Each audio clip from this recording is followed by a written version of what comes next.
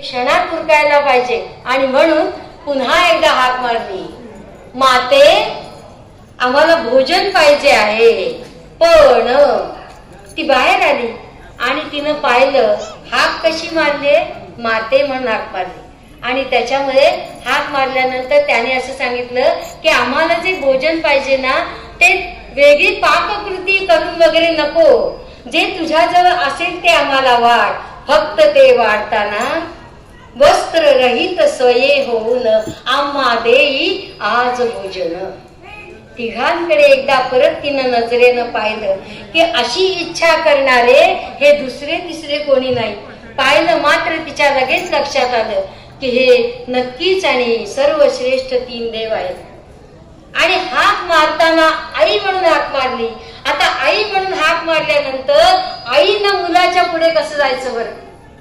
त्याने इच्छा केली वस्त्र रहित स्वये होऊन. नाव असं आहे भगवान महाविष्णूंनी दिला म्हणून दत्त आणि अत्रि ऋषींचा म्हणून अत्रेय.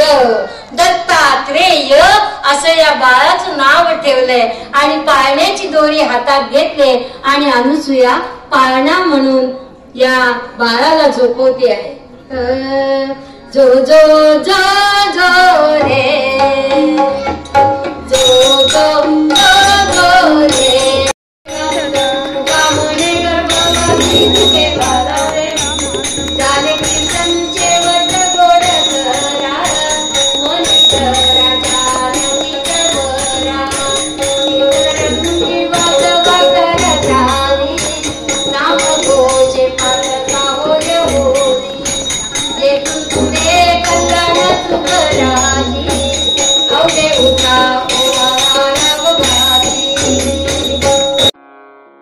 जगत्वंद्य अवधूत दिगंबर दत्तात्रय गुरु तुम्हीच ना.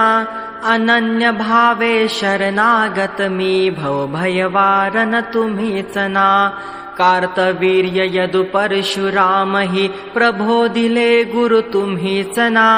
स्वामी जनार्दन एकनाथ तरी कृतार्थ केले तुम्हीच ना.